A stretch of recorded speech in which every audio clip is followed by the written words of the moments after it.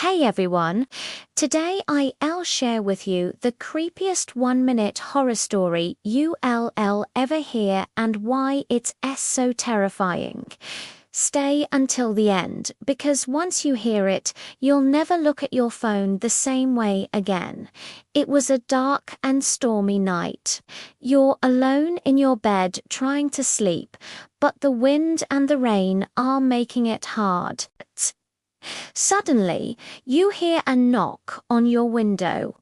You ignore it, thinking it's just the wind. Then you hear a voice, a raspy whisper that says, "Let me in." You turn around slowly, but the only thing glowing in the dark room is your phone screen, and on it is a notification that reads, "Stop turning around." Some of the scariest stories don't take hours to tell. Sometimes all it takes is 1 minute.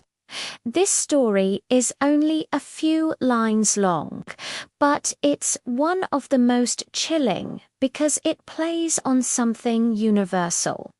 The fear of being watched when you're alone. Imagine lying in bed, feeling safe, then realizing someone or something knows your every move. The story goes like this. It was a dark and stormy night. You're alone in your bed trying to sleep, but the wind and the rain are making it hard. Suddenly, you hear a knock on your window. You ignore it, thinking it's just the wind. Then you hear a voice, a raspy whisper that says, "Let me in."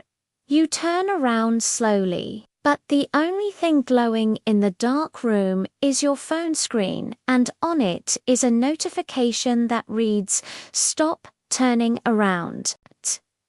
This story went viral because it feels too real. In fact, many readers reported being in a similar situation, waking up to a whisper or a strange noise, turning to see nothing, then finding a creepy message on their phone. But that's just a story, right?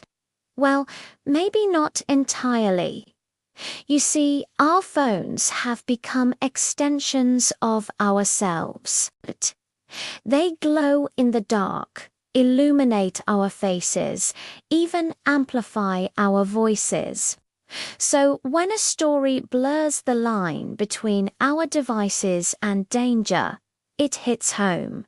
Think about it. Every night, millions of people fall asleep with their phones nearby. It's easy to imagine them as a source of comfort and connection. But what if that connection is a little too close for comfort?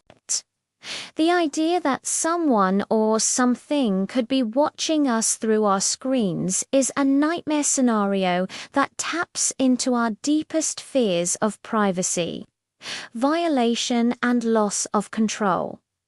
As technology advances, these fears become more realistic. Hacking webcams and listening through smart devices are alarming possibilities that were once relegated to spy movies, but are now part of our everyday lives. The mere suggestion that our phones could betray our trust sends shivers down our spines because it blurs the line between fiction and reality. This story is a modern-day ghost story.